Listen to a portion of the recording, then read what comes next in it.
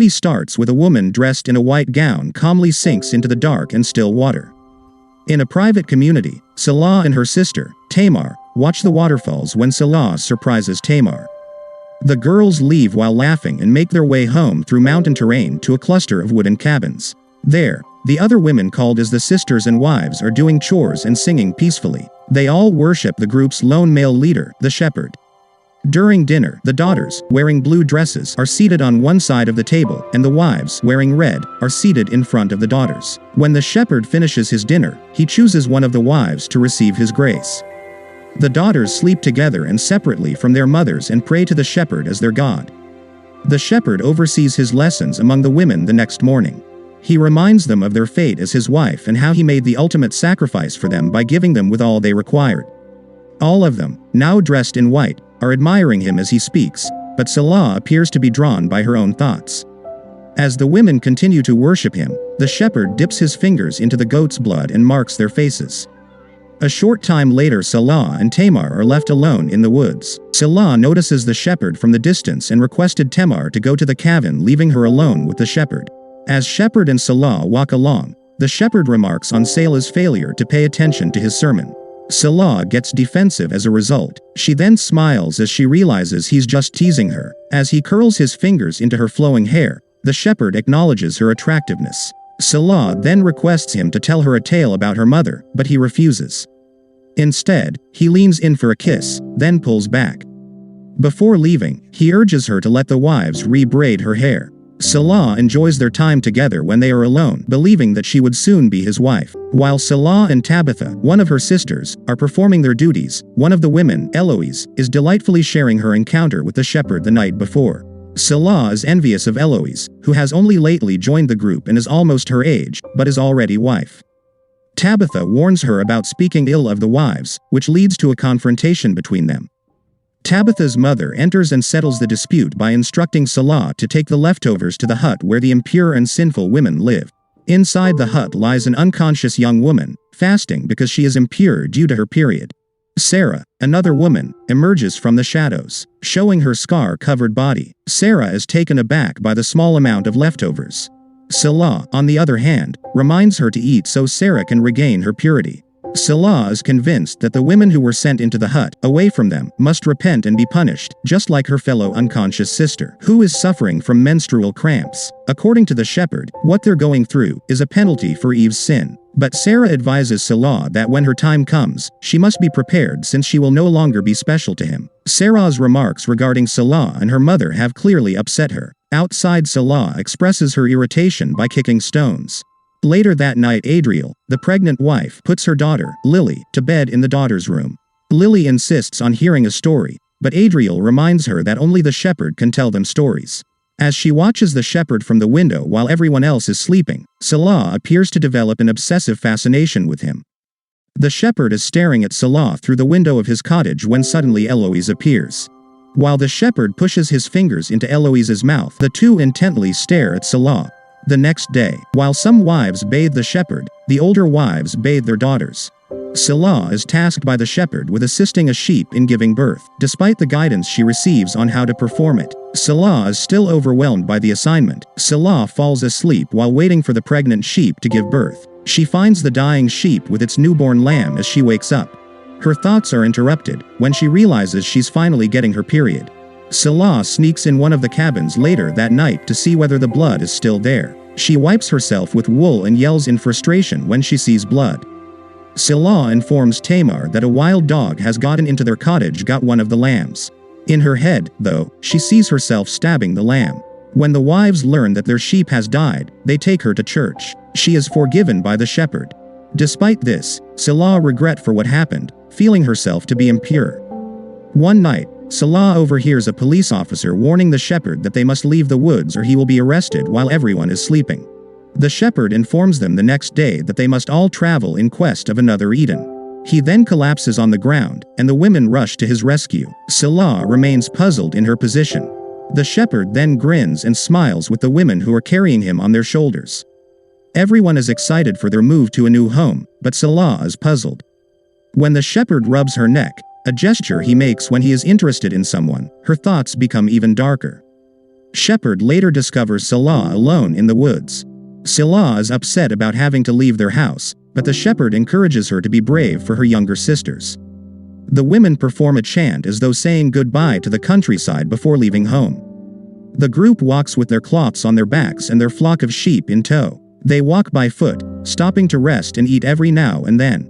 Salah asks the shepherd why they can't just live in one of the abandoned houses they come across along the route, but the shepherd explains that the location was made by damaged people. They take another break, and behind the bonfire in front of Salah is a tent where the shepherd advances himself on Eloise. Salah returns to the abandoned house that night and glances at a landscape painting inside. When she turns around, she is astonished to see Eloise smirking at her. Her smile vanishes, though, when she displays her wounded neck. Tabitha screams the next day since Salah can no longer hide the bloodstains. Tabitha refers to her as unclean. With that, Salah joins Sarah, whom she had previously discriminated against, in the back of the line. Meanwhile, the strong wind holds them back, and they take a break in a shady spot. The shepherd, who is holding two girls in his arms, draws melancholy glances from the wives. They recall a time when they had complete access to Shepherd's grace. The younger wife swiftly responds that he's no longer interested in them because they're old, prompting a harsh slap to the younger woman. Salah uses the chance to question Sarah about her mother at the same time. Sarah confesses that her mother died from an infection, not childbirth, and that the shepherd refused to seek medical help, resulting in her death. She and Salah's mother both joined the cult and competed for Shepherd's attention, but Salah's mother died soon after. During the difficult journey, Salah begins to doubt Shepherd's judgment. When she sees a car driving down the road, she imagines herself inside, dressed as an ordinary teenager. Salah imagines herself riding in the back seat with Sarah and her mother. Strange visions appear to her as manifestations of her thoughts. That night, Salah begins to enjoy being with Sarah since she is able to express her feelings toward the shepherd. Salah has her doubts about him as well, but she has been taught to obey. Sarah tells her a previous experience. She used to slip out in the middle of the night and stand naked next to the waterfall, which gave her a sense of freedom. Sarah explains to Salah that she didn't just leave since she doesn't know what's out there anymore and has nowhere to go.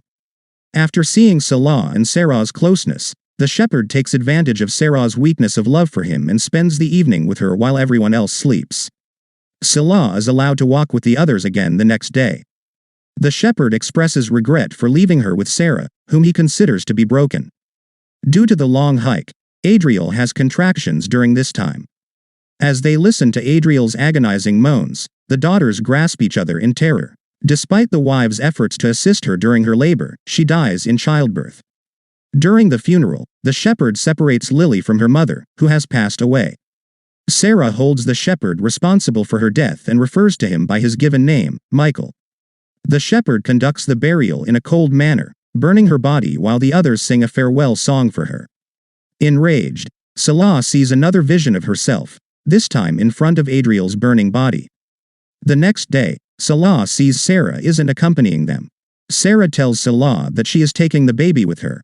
The shepherd had advised them to leave the kid behind because it had been born wrongly. The baby is a boy, and the shepherd wanted to leave him since a flock can only have one ram. Before leaving with the baby, Sarah encourages Salah to stay strong and assists her sisters. Tamar becomes irritated as they go further and asks Shepherd if they've arrived at their destination. The shepherd doesn't respond, but Tamar senses they're traveling in the wrong path, causing the shepherd to become enraged and strike Tamar. After beating her in the head many times, he drags her and orders Tamar to lead them instead.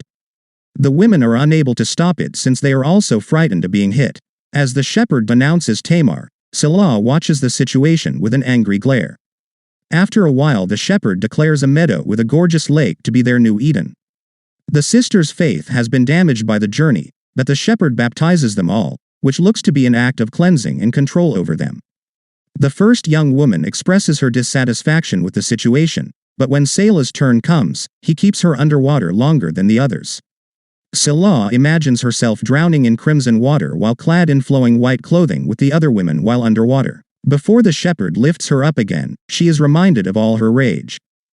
The shepherd summons Salah to his tent that evening, but Tamar tells her not to go. They've all grown to despise the shepherd for abandoning his pregnant wife, but Salah keeps going because she knows she has to follow. The shepherd orders her to unbraid herself inside the tent and compliments her beauty for resembling her mother.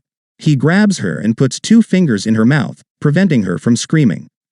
Salah stands motionless until he's finished, peering up and trying to figure out what she's doing here. As her rage grows, her unusual visions begin to appear once more. She fantasizes about the sisters murdering the shepherd and slaughtering him into pieces. That night, Salah disobeys his rules by reciting a narrative she learned from Sarah, as if to awaken their minds to the fact that they are deserving of so much more. Salah tells them about a naked woman standing in front of the waterfalls, which shows her where to go and be free. The daughters wake up the next day to find that the wives have vanished. When they get at the lake, they discover the shepherd kneeling in the garments of the women.